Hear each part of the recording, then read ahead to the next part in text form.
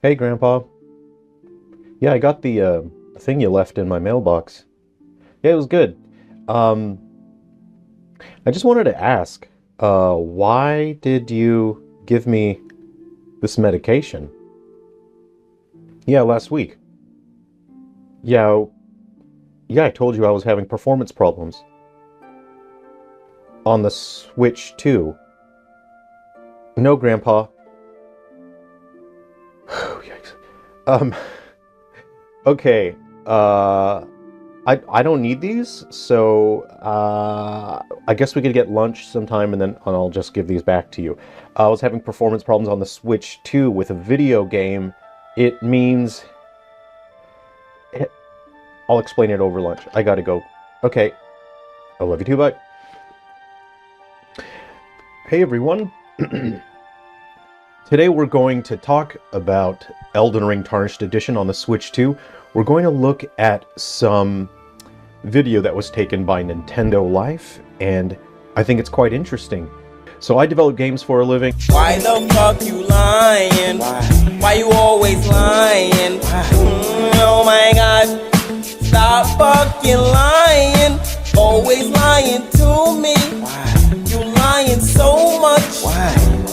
You making it hard for me. I'm going to explain the causes of the performance issues and also explain why it's not going to be a big deal. On the internet, we see people tend to dramatize things and they make things out to be a huge, big deal.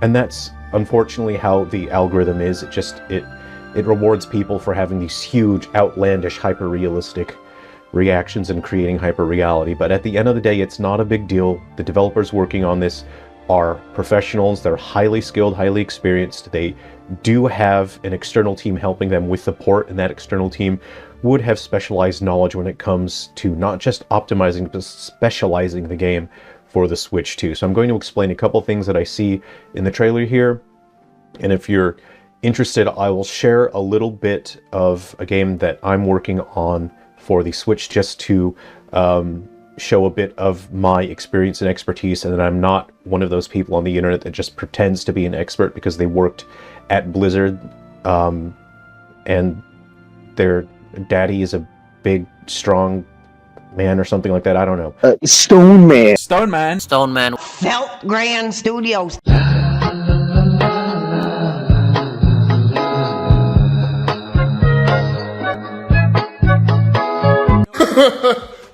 I have emerged from my diarrhea grave once again. I am in the middle of working on the Sneed 2 video and then the Linkara Files video, which is gonna be epic to the point where it might actually make Linkara fees out.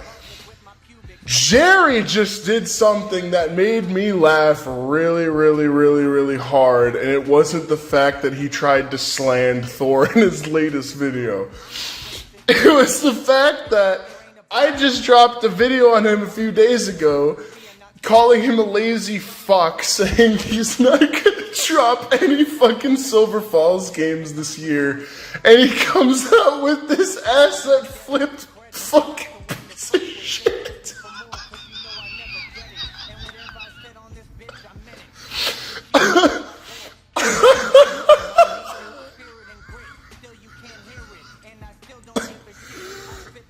Oh my fucking god, bro. Oh my god. And he's also, I believe, this is a game that was supposed to come out literally 4 years ago, too. Holy shit. Oh my god, bro.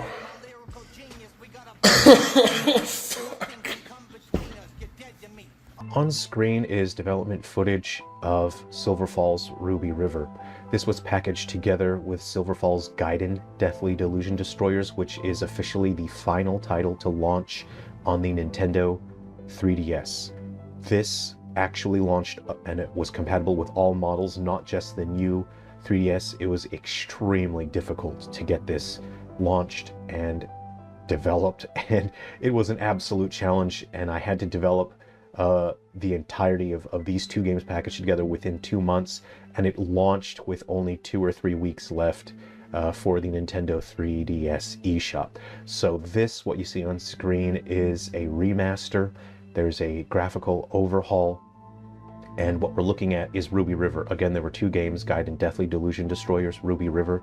Guide and Deathly Delusion Destroyers is a battle RPG, and you can actually send resources down the river. And when you play Ruby River, you're able to use resources that you send over from the other game. They're 2 different gameplay styles, 2 different genres, but the stories take place at the same time. And in Ruby River, you can build craft armor, and then you can float that down the river and send that elemental armor down to your party members that are in the other game, in Guide and Deathly Delusion Destroyers. So in Ruby River here, you can see the use of volumetric lighting, and it's rendered in lower resolution. I'll show you a couple different times of day. And this is very much still quite early in development, as I'm still revamping much of the visuals and adding more detail. You can see the lighting effect of the sun being occluded by the trees. This is a combination of a couple different effects. There is lens flare, bloom, a little bit of volumetric lighting. Again, I try to keep that low resolution because that is quite expensive. And I also use sun shafts or light shafts. This is a very primitive technique that's been used shortly after the dawn of man. Light shafts were introduced, and they're not that expensive, so they're have to be used very carefully with a significant attention to detail, because it doesn't have the same kind of brute force autopilot, always looks good the way that volumetric lighting does. You have to use it in a very deliberate way, so you combine that with a couple of other effects. You can see in this game you can interact with your environment. Basically every piece of foliage is destructible. It turns into crafting materials. You can build environments, you can build armor and weapons, and your armor and weapons are breakable, but you can increase your proficiency levels, you can level up your own stats and skills, you can cook food, you can create all different kinds of furniture, and you basically try to survive and level up your character, build your dream cabin, fortress, mansion, and survive cryptids that will attack you and try to destroy your stuff.